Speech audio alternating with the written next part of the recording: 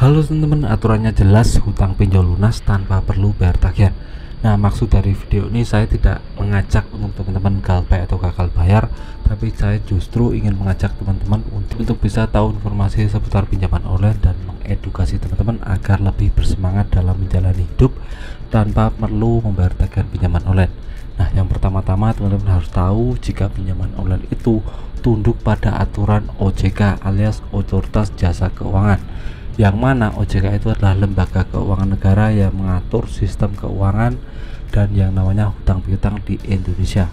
Nah, OJK ini mengatur banyak hal teman-teman, salah satunya adalah tentang penagihan, tentang bunga dan denda pinjaman online dan lain-lain. Nah, khusus untuk pinjaman online ini ada banyak sekali pasal yang mengatur tentang itu.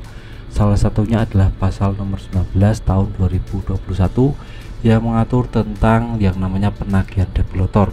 Ini teman-teman bisa baca sendiri di web OJK, teman-teman bisa baca dan renungkan. Nah, saya akan rangkum ini secara cepat ya teman-teman.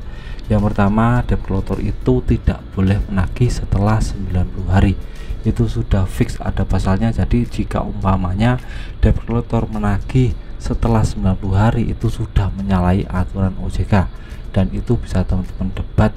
Nah, saya ada nomor WA dari OJK dan email pengaduan, teman bisa cek saja di deskripsi, nanti bisa lihat langsung ya, nanti bisa langsung kontak-kontakan dengan OJK jika umpamanya debt collector itu menagih di 90 hari. Dan juga untuk debt collector itu ada SOP nya alias aturannya ya teman, jadi tidak barbar, tidak bisa sewenang-wenang, tidak bisa melakukan perlakuan kasar kepada teman, karena itu sudah diatur OJK ya teman. Itu wajib untuk menagih secara halus ya, jadi tidak boleh menagih secara kasar ataupun intimidasi memakai cara-cara yang kasar. Nah, itu juga diatur OJK, teman-teman bisa cek saja di website resmi OJK tentang aturan ini.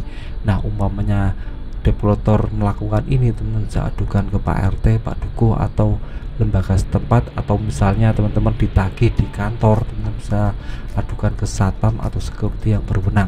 Itu bisa teman-teman pilih untuk bisa terhindar dari yang namanya penagihan debt collector.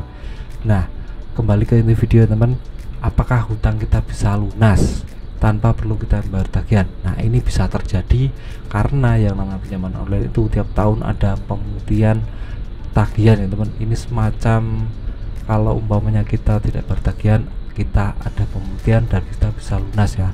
Tapi ini untuk akun-akun tertentu saja dan untuk pinjaman online tertentu saja, karena kita tahu untuk tiap tahunnya pinjaman online itu memberikan laporan kepada yang namanya OJK tentang banyak hal ya, dari neraca keuangan, tentang jumlah galbay berapa, jumlah kredit macet ada berapa. Nah, itu salah satunya adalah yang berhubungan dengan yang namanya galbay. Nah, jika umpamanya sudah pinjol menyerahkan ini, otomatis untuk jumlah galbaynya harus ditekan sedemikian sehingga agar lebih kecil. Nah, itu mengakalinya dengan memutihkan pinjaman online yang ada di teman-teman.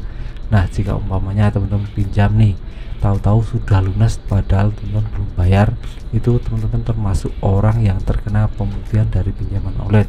Ini bisa terjadi dan sudah banyak terjadi karena yang namanya pinjaman online itu wajib punya izin OJK. Nah, salah satu syarat untuk menjadi izin OJK itu adalah neraca keuangannya harus sehat dan kredit macetnya tidak terlalu banyak. Nah, untuk galbay ini mengacu pada kredit macet. Jadi kalau umpamanya ada galbay yang banyak sekali, nanti dinilai OJK neraca keuangannya tidak baik, ada uang macet di jalan, jadi OJK tidak akan memberikan izin untuk keberlanjutan usaha dari pinjaman online. Ini banyak sekali terjadi, dan untuk pinjaman online ini tiap tahun ilegalnya semakin banyak sekali ya teman. Jadi izin yang dicabut ada semakin banyak sekali. Nah, sekarang yang lagi rame ini ada Kami dan EasyCash ya teman. Ini ada banyak sekali aduan masyarakat tentang dua aplikasi ini. Mungkin ke depan akan ada peninjauan dari OJK tentang ada Kami dan EasyCash. Kita lihat saja. Jika teman-teman ada pinjaman di aplikasi ada Kami dan EasyCash, bisa tulis di kolom komentar ya. Siapa tahu nanti bisa jadi ilegal dan bisa untuk jadi lunas hutang teman-teman karena ada laporan pemutihan ini. Nah, itu saja dari saya. Aturannya jelas, hutang pinjol lunas tanpa perlu bayar tagihan. Video ini sifatnya edukasi ya teman, jadi tidak menyarankan teman-teman untuk galbay. Nah, itu saja video dari saya, semoga bermanfaat. Tetap semangat untuk kehidupan yang lebih baik.